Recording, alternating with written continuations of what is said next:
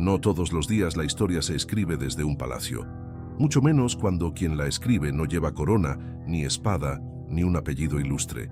Me llamo Nehemías, y si estás dispuesto a escuchar, descubrirás cómo un copero, sí, un sirviente en la corte de un imperio, cambió el destino de un pueblo entero. Pero antes de contarte lo que hice, necesito que me respondas algo. ¿Alguna vez sentiste el peso de una responsabilidad que nadie te pidió, pero que no podías ignorar? ¿Alguna vez tu corazón lloró por una tierra que nunca pisaste, por una herida que no era tuya, pero dolía como si lo fuera? Quizás lo que te voy a contar no hable solo de muros rotos y puertas quemadas. Quizás hable de algo más, del alma de un pueblo que olvidó quién era, de la voz de Dios que susurra aún cuando el mundo guarda silencio, y del llamado invisible que toca la puerta de quienes están dispuestos a dejar su comodidad para abrazar una causa mayor.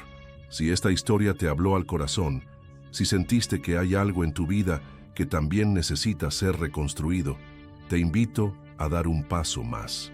Suscríbete al canal y activa la campanita para que no te pierdas ningún contenido que puede fortalecer tu fe, inspirar tu camino y recordarte que aún es posible empezar de nuevo. Aquí compartimos mensajes que edifican, historias que transforman y verdades que despiertan el alma. Este canal también puede ser parte de tu muro. En aquel tiempo, yo servía vino a un rey extranjero. Mi día comenzaba antes del sol y terminaba cuando los banquetes cesaban. Nadie imaginaba que en medio de copas y rutinas, mi alma estaba a cientos de millas de distancia, en un lugar que solo conocía por relatos, pero que habitaba mis sueños, Jerusalén. Un día cualquiera, o al menos eso parecía, recibí noticias. Un grupo de hombres venía de Judá, rostros cansados, voces apagadas. Les pregunté por mi pueblo. Me respondieron sin rodeos. Los que volvieron del exilio están en gran miseria. La ciudad está sin protección, sus muros destruidos, sus puertas incendiadas. No puedo explicarte por qué, pero esas palabras me atravesaron. Sentí una opresión en el pecho, como si algo sagrado hubiera sido profanado. Me senté y lloré, por días. Pero llorar no era suficiente, y tampoco era el final. Ahora dime tú, ¿hasta cuándo lloraremos por lo que otros dejaron en ruinas sin hacer nada al respecto? ¿Quién levantará lo que generaciones permitieron que se derrumbara? Este no es un relato de hazañas de un héroe, sino de alguien que decidió dejar de mirar desde lejos. Tal vez sin saberlo tú también has estado sirviendo en palacios ajenos, mientras lo que realmente importa está cayendo en pedazos a lo lejos. La pregunta es, ¿seguirás ignorando el llamado? Esta es mi historia, pero también puede ser la tuya. No fue una carta oficial, no llegó con trompetas ni con el sello de un profeta.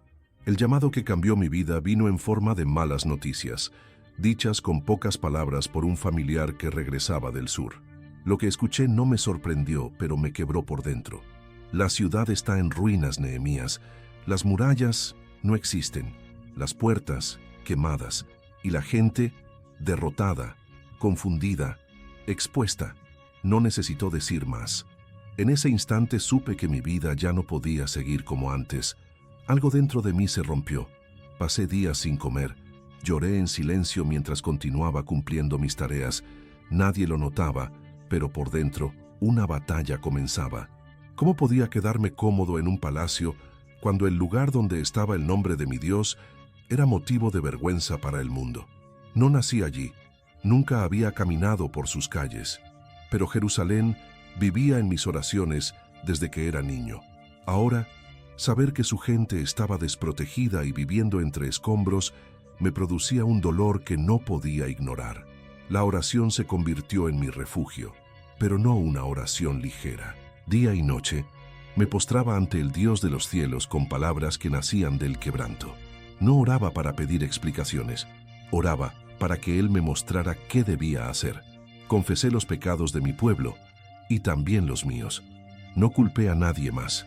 Sabía que nuestros errores nos habían traído hasta ese punto. Recordé las promesas antiguas, aquellas que decían que si el pueblo se arrepentía, Dios los traería de vuelta, aunque estuvieran esparcidos por toda la tierra. Señor, decía, si tú dijiste que los recogerías, ¿por qué no empezar ahora? Una parte de mí esperaba que Dios enviara a alguien más, un líder militar, un sacerdote influyente, un hombre con experiencia en construcción o estrategia, pero el único que sentía esta carga era yo, y yo era apenas un copero. ¿Alguna vez sentiste que estabas en el lugar equivocado, con las habilidades equivocadas, pero con el corazón correcto? Eso era exactamente lo que sentía. Pero también entendí que a veces Dios no elige a los capacitados. Él capacita a los que eligen decir sí. Mi oración cambió. Ya no pedía que otro hiciera algo. Empecé a pedir valentía para ser yo quien actuara. Le rogué a Dios que me diera favor delante del rey. Sabía que cualquier paso hacia Jerusalén tendría que pasar primero por una conversación peligrosa. Los días se volvieron semanas, las semanas, meses, 4 meses, orando sin saber cómo ni cuándo. Pero dentro de mí algo se estaba preparando. Mientras oraba también planeaba. Me preguntaba qué necesitaría, qué obstáculos encontraría, cómo podría organizar a un pueblo cansado y escéptico. No lo sabía todo, pero algo era claro. Si Dios abría la puerta, yo no me quedaría al margen. Y entonces, un día normal se volvió el inicio de todo. Estaba frente al rey, como tantas otras veces. Pero ese día no pude esconder mi rostro. La tristeza era evidente. Él me miró y preguntó con tono serio, ¿por qué estás triste si no estás enfermo? Eso solo puede ser tristeza del corazón. Mi corazón se aceleró. No se permitía tristeza ante el rey. Esa pregunta podía ser una sentencia, pero también una oportunidad. En ese instante, en silencio, hice una última oración. Dios, si esta es la puerta que abriste, dame las palabras correctas. Lo que dije después cambiaría la historia de mi vida. Pero eso te lo contaré en la próxima parte. Un solo segundo puede cambiar el curso de una vida. Y ese segundo llegó cuando el rey me miró directamente a los ojos y preguntó por qué mi semblante estaba triste. No era una simple observación. En la corte imperial, un gesto equivocado podía interpretarse como una ofensa. Mostrar angustia frente al soberano era considerado un acto peligroso. Él debía ser visto como fuente de gozo, no como motivo de preocupación. Mi corazón latía como un tambor. Pero no podía mentir. Mi rostro había hablado antes que mi voz. Respiré profundo. Sabía que no habría otra oportunidad como esa. «Viva el rey para siempre», respondí con respeto. «¿Cómo no he de estar afligido si la ciudad donde están los sepulcros de mis antepasados está en ruinas y sus puertas fueron consumidas por el fuego?» La sala quedó en silencio. No sabía si sus próximas palabras serían una orden de castigo o una puerta abierta. Entonces, para mi sorpresa, él dijo, «¿Qué es lo que deseas?». En ese momento no respondí de inmediato. Cerré los ojos por una fracción de segundo y elevé una oración en silencio. Había aprendido que antes de hablar con los hombres, debía hablar con el cielo. No sabía lo que pasaría, pero sabía que si Dios había permitido esa pregunta, Él también me daría el valor para contestarla. «Si al rey le parece bien», dije con firmeza, «y si he hallado favor delante de sus ojos, permítame ir a Judá, a la ciudad de mis padres, para reconstruirla». El rey me observó con detenimiento. A su lado estaba la reina. Intercambiaron miradas. «¿Cuánto tiempo estarás fuera? ¿Y cuándo regresarás?». Mi interior respiró aliviado. No solo no se opuso, estaba dispuesto a colaborar. Tenía que aprovechar. No bastaba con ir. Sabía que el camino era largo y peligroso. Pedí cartas de autorización para los gobernadores de las regiones que debía atravesar. También solicité un documento especial para obtener madera del bosque del rey. La necesitaría para restaurar las puertas y preparar una casa donde vivir. El rey accedió a todo. Incluso me asignó escoltas y oficiales para acompañarme. Su respuesta fue más generosa de lo que me atreví a soñar. Pero yo sabía que no era solo su bondad, era la mano de Dios allanando el camino. Cuando salí del palacio aquel día, llevaba más que permisos reales. Llevaba una misión ardiente en el alma, pero también entendía algo. Aceptar este llamado no me haría la vida más fácil. Al contrario, recién comenzaban los verdaderos desafíos. Viajé durante días por caminos poco transitados. El viaje era extenso, pero cada paso me acercaba a la tierra que mi corazón amaba sin haber pisado antes. Cuando finalmente vi los contornos de Jerusalén en la distancia, mi espíritu se estremeció. Allí estaba, majestuosa en su historia, pero destrozada por el abandono. No llegué haciendo anuncios ni discursos. Durante los primeros días, guardé silencio. Nadie conocía mis intenciones. Quería observar, entender, tocar con mis propios ojos lo que otros solo comentaban. Una noche, cuando la ciudad dormía, salí con algunos hombres de confianza. Recorrimos en secreto el perímetro de los antiguos muros. Lo que vi superó lo que imaginaba. Piedras esparcidas, portones carbonizados, caminos bloqueados por escombros. Cada rincón gritaba desesperanza, pero también vi otra cosa. Vi posibilidad. Donde otros veían destrucción, yo comencé a ver un nuevo comienzo. Donde la gente solo había aprendido a sobrevivir, imaginé cómo sería vivir con dignidad otra vez. ¿Has notado cómo la gente se acostumbra al caos si vive demasiado tiempo entre ruinas? ¿Alguna vez sentiste que nadie espera nada porque creen que ya nada puede cambiar? Eso era Jerusalén. La ciudad no solo estaba en ruinas, su gente también lo estaba. El riesgo no había terminado. Aún no había hablado con los líderes. Ellos no sabían quién era yo, ni por qué había venido. Podían desconfiar, podían ignorarme, podían reírse, pero no me detuve. Sabía que reconstruir muros físicos era solo una parte de lo que debía hacer. Primero tenía que levantar el ánimo de un pueblo que había olvidado su valor. En los días siguientes, me presenté ante los principales hombres del lugar. Con voz serena pero firme les dije: ustedes ven la situación en la que estamos. Jerusalén está en ruinas y sus puertas han sido consumidas por el fuego. Pero no tiene por qué seguir así. Levantémonos y reconstruyamos. No les mostré mapas ni planos. Les conté cómo la bondad de Dios me había abierto puertas. Les hablé de la ayuda del rey. Y sobre todo, les recordé que no estaban solos. Ellos escucharon, se miraron, y uno tras otro, comenzaron a asentir. Sí, pongámonos manos a la obra. Aquel fue el momento donde el sueño dejó de ser solo mío y se convirtió en una causa común. Pero no todos estaban contentos. Mientras el pueblo se animaba, en las sombras, otros ya preparaban su resistencia.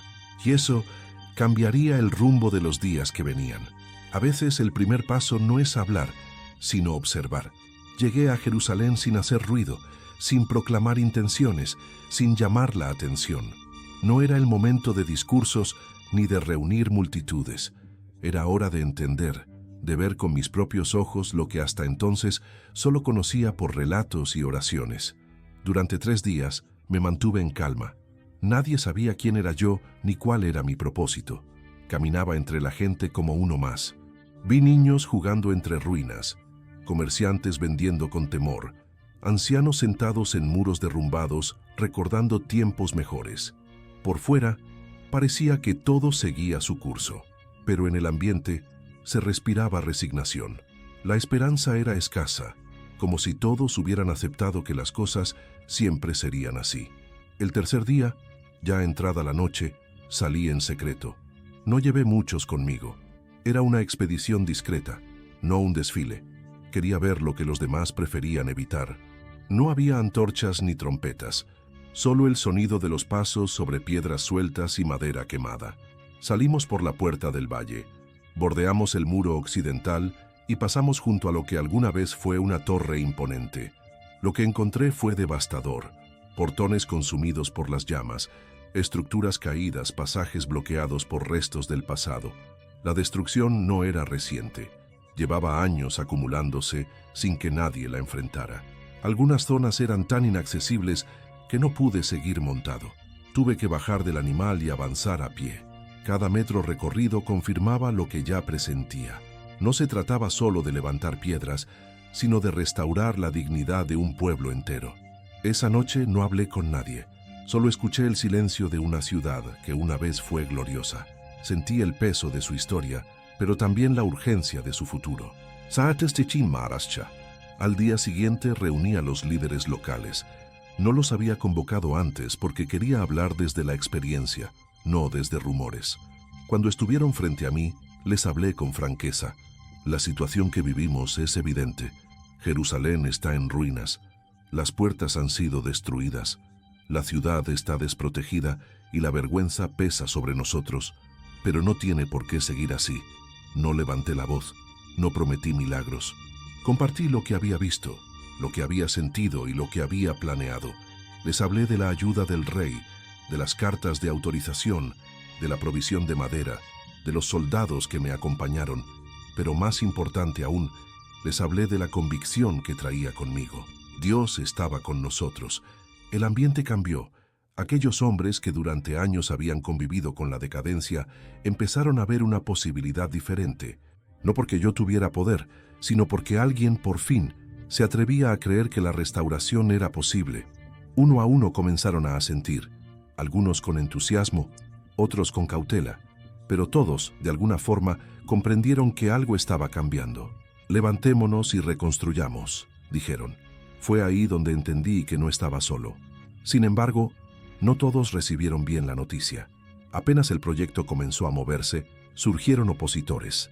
Desde otras regiones llegaron burlas, amenazas y acusaciones. Decían que éramos ingenuos, que lo que intentábamos no era más que un sueño infantil. Se reían de nuestros materiales, de nuestra organización, de nuestra fe. Pero yo ya había aprendido una verdad. Los que nunca intentan nada siempre critican a quienes se atreven a empezar. No respondí con insultos. Tampoco me defendí con argumentos. Elevé otra oración. Porque cuando el ataque es espiritual, la respuesta también debe serlo. Volví a mirar los muros. Seguían rotos. Pero ahora algo había cambiado.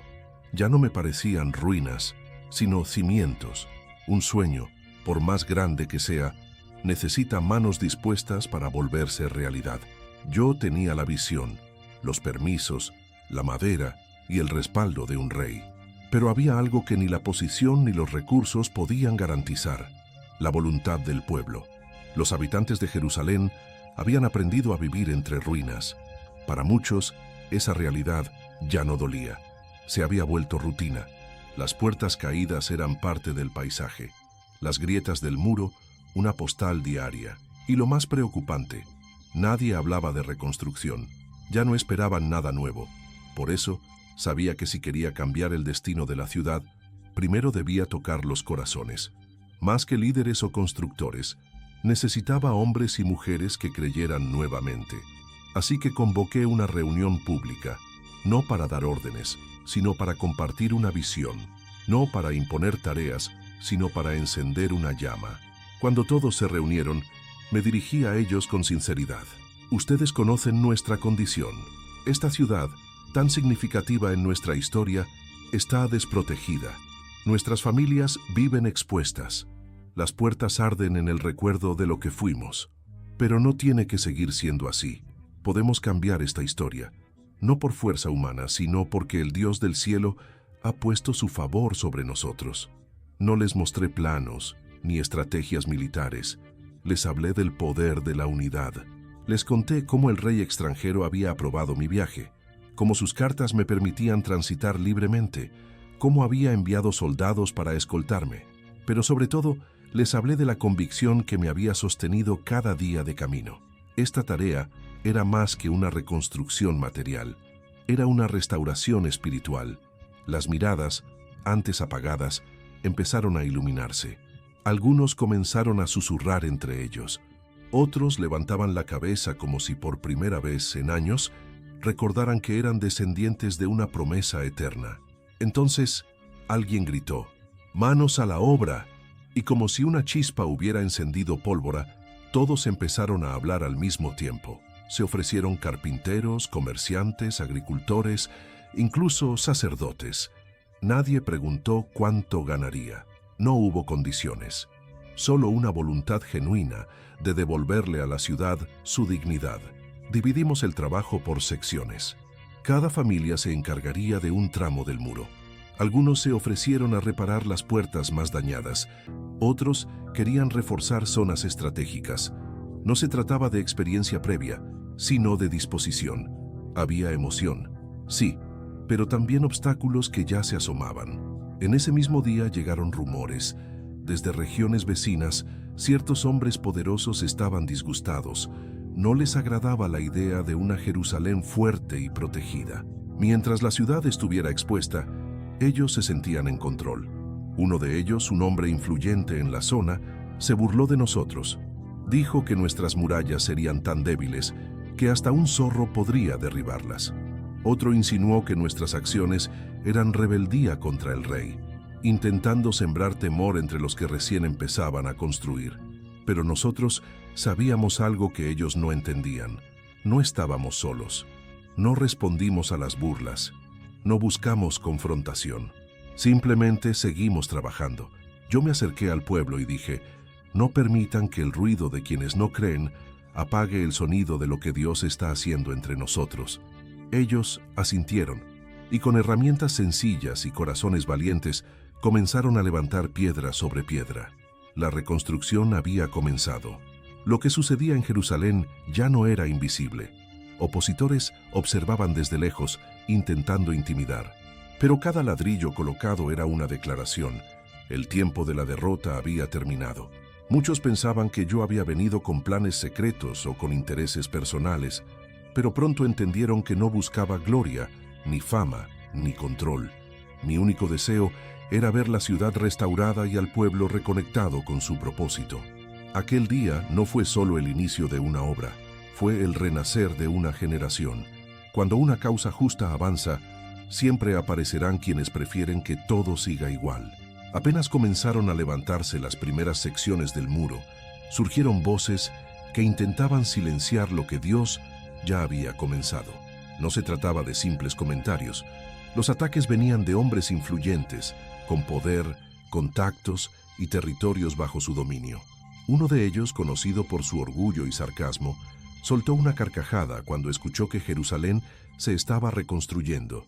¿Qué es lo que están haciendo estos débiles?, se burló frente a una multitud. ¿Acaso van a ofrecer sacrificios y terminar en un solo día? Esas piedras están quemadas. Ni con milagros lograrán algo sólido. Otro, que estaba a su lado, añadió con desprecio, si una pequeña zorra caminara sobre ese muro, se caería en pedazos. Sus palabras no eran solo burla. Buscaban provocar duda, sembrar vergüenza, apagar el entusiasmo. No soportaban ver cómo un pueblo considerado derrotado empezaba a levantarse con determinación. Lo más sorprendente era que esos hombres no eran extranjeros lejanos, eran vecinos, habían convivido con la desolación de Jerusalén durante años y en lugar de alegrarse por su restauración, sentían que perdían poder al ver a otros recuperar su dignidad. Sabíamos que no podíamos responder con insultos ni caer en provocaciones. Aquellos que se alimentan del conflicto esperan una reacción igual de violenta. Pero yo sabía que nuestra fortaleza no venía de la defensa propia, sino de la dirección divina. Así que oramos. Señor, dije en mi corazón, tú ves cómo se burlan de tus siervos, que sus propias palabras caigan sobre ellos. Nosotros seguiremos adelante. Tú nos darás éxito. Y eso hicimos. Mientras algunos se encargaban de los muros, otros cuidaban el perímetro. Organizamos turnos. Se trabajaba con una mano y con la otra se sostenía una lanza. Todos tenían una responsabilidad. Nadie estaba exento. La oposición verbal se transformó en amenazas reales. Aquellos enemigos, al ver que sus burlas no nos detenían, comenzaron a tramar planes más peligrosos. Hablaron de ataques sorpresivos, de confundirnos, de hacernos caer en caos. Querían desorganizar, dividir, sembrar miedo, pero no íbamos a ceder. Tomamos precauciones, colocamos vigías en puntos estratégicos, fortalecimos los accesos vulnerables, incluso dormíamos con nuestras vestiduras puestas y nuestras armas cerca. La reconstrucción no podía ser pausada por temor. Lo más poderoso que hicimos no fue levantar muros, fue decidir que no permitiríamos que el miedo dictara nuestras acciones. Hubo un momento en que varios vinieron a mí preocupados. Nos están rodeando, me dijeron. Están planeando algo. No podremos con ellos. Los miré con firmeza. Estaban cansados y la amenaza parecía crecer, pero yo no podía permitir que olvidaran lo más importante. No tengan miedo, les dije. Recuerden al Dios grande y temible. Luchen por sus hijos, sus esposas, sus hogares. No estamos solos. El temor retrocedió. Las miradas volvieron a enfocarse. El pueblo, que por un instante sintió que todo podía derrumbarse, se levantó con más fuerza. Y continuamos. Desde ese día dividimos al grupo. Mientras una parte trabajaba, la otra vigilaba. Los líderes estaban presentes, caminando entre los obreros, asegurando que nadie bajara los brazos.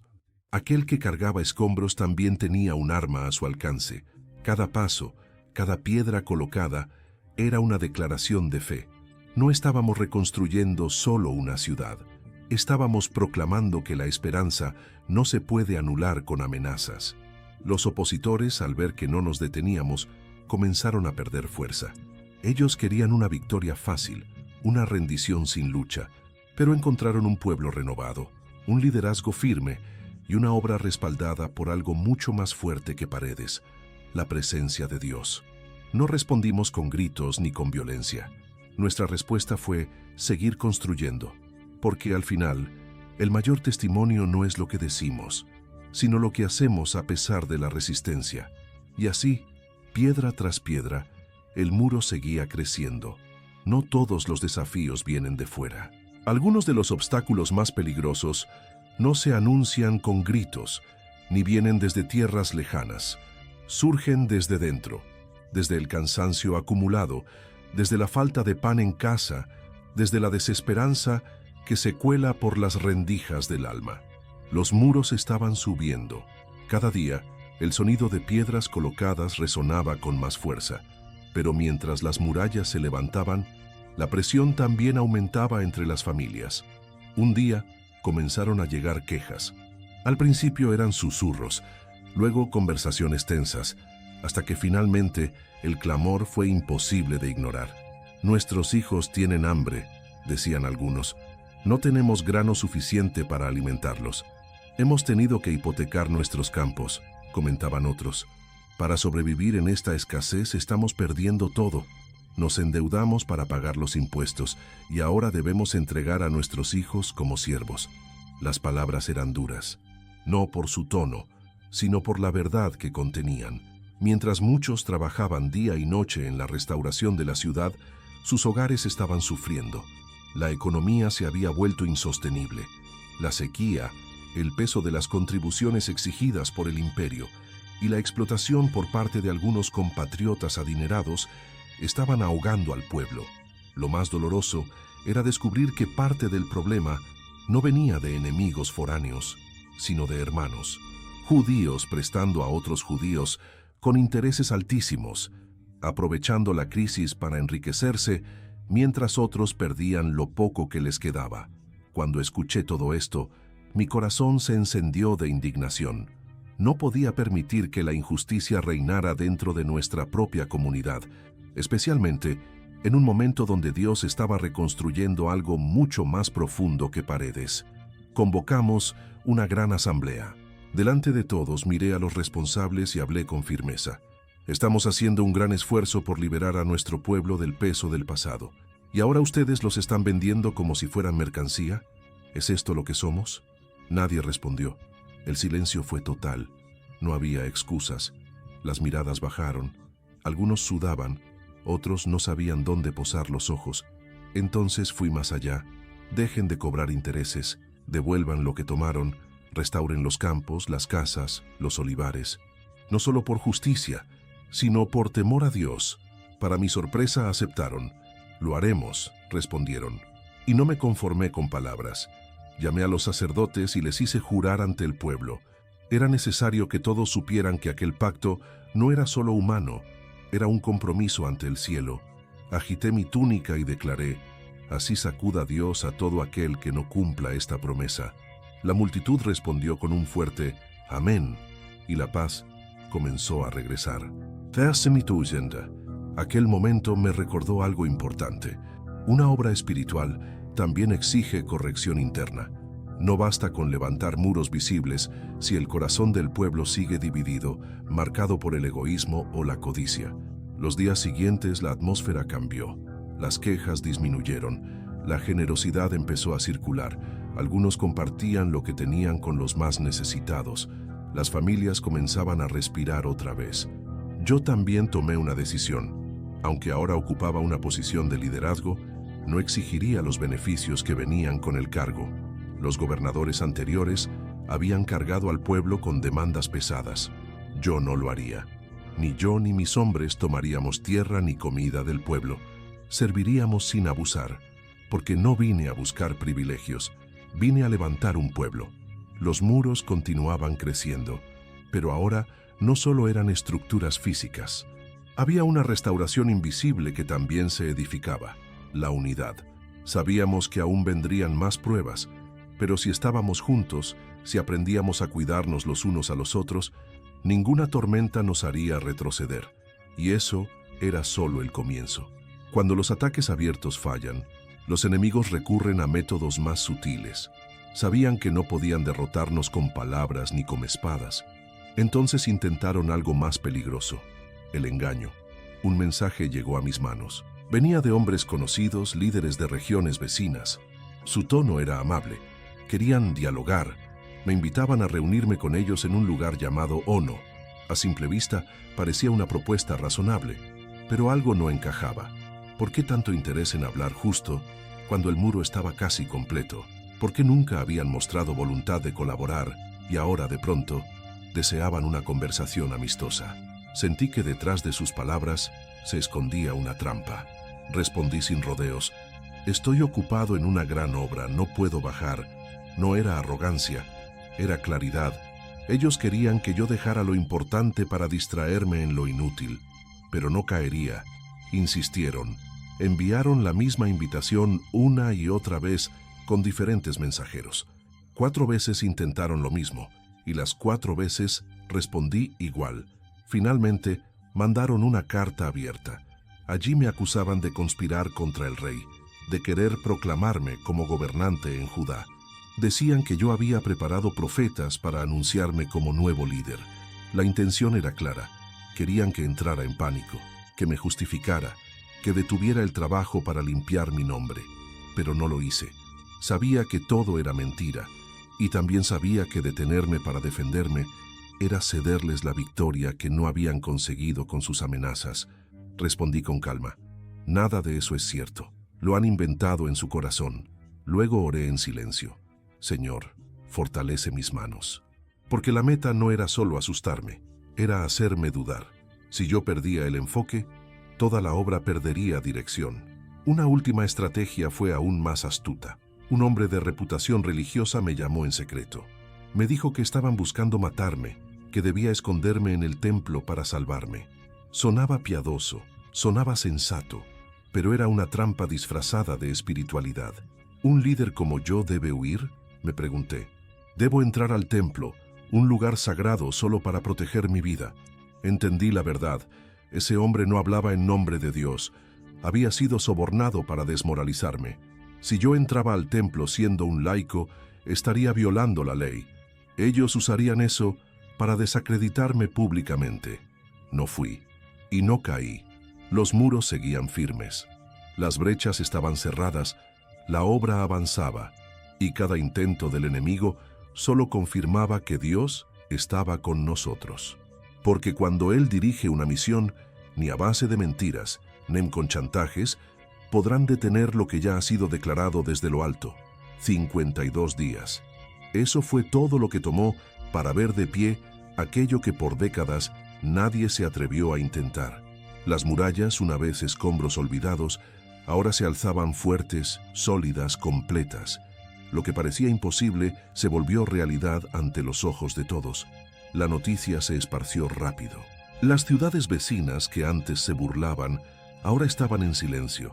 Los mismos que nos amenazaban comenzaron a sentir temor, no por nosotros, sino por lo que representábamos. Evidencia viva de que cuando Dios respalda una obra, ni la burla ni la oposición pueden detenerla. Pero lo más impactante no fue lo que se veía por fuera. Lo verdaderamente transformador estaba ocurriendo dentro del corazón del pueblo. Con las puertas colocadas, con los guardias en sus puestos y la ciudad protegida, algo nuevo comenzó a florecer. No era solo seguridad, era hambre por algo más profundo. El pueblo, unido como una sola voz, pidió que se trajera el libro de la ley. No fue una orden, fue un deseo genuino. Querían escuchar las palabras antiguas, las promesas olvidadas, los mandamientos que generaciones anteriores no habían seguido. Se reunieron en la plaza, hombres, mujeres y jóvenes. Desde temprano esperaban bajo el sol. No hubo música ni espectáculos, solo un escriba de pie, leyendo las palabras que Moisés había recibido siglos atrás. Cada frase tocaba algo en su interior. Muchos comenzaron a llorar, no por tristeza, sino por una mezcla de arrepentimiento y asombro. Descubrían que, aunque se habían alejado, Dios aún los consideraba suyos, que a pesar del exilio, Él nunca los había abandonado. Yo estaba allí, observando, no con orgullo, sino con gratitud, porque la restauración que tanto habíamos buscado no estaba solo en las piedras, sino en la fe renovada de cada alma presente. Los líderes, viendo la reacción del pueblo, dijeron: «Hoy no es día de luto, es momento de celebrar. La alegría del Señor es nuestra fuerza».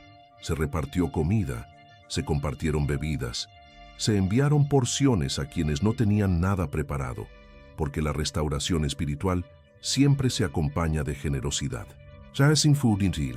Ese día entendí que el propósito nunca fue solo reconstruir una ciudad, sino preparar el terreno para un renacer espiritual.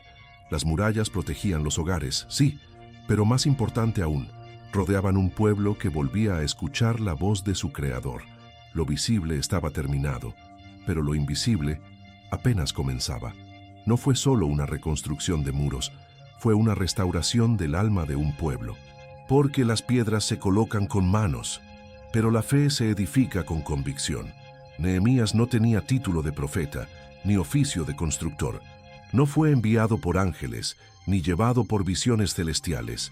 Fue solo un hombre dispuesto, un corazón sensible, que escuchó un llamado en medio de su rutina y decidió no ignorarlo. ¿Y tú, qué estás dejando pasar por temor a fracasar? ¿Cuántas veces has sentido esa inquietud interna que te dice: haz algo, pero has preferido callar? No necesitas ser influyente, no hace falta tener todos los recursos, solo necesitas tener claridad de propósito y la valentía de dar el primer paso. La historia de Nehemías nos muestra que cuando una misión nace del corazón de Dios, ningún obstáculo externo ni crisis interna puede detenerla. Él no buscó reconocimiento, tampoco se dejó vencer por el cansancio. Su legado fue fidelidad. Hoy, los muros de Jerusalén siguen en pie, pero más que eso, el testimonio de obediencia y servicio desinteresado de Nehemías sigue inspirando a generaciones enteras. Entonces pregunto, ¿vas a quedarte observando las ruinas de tu entorno o vas a ser parte de quienes se levantan para restaurar lo perdido?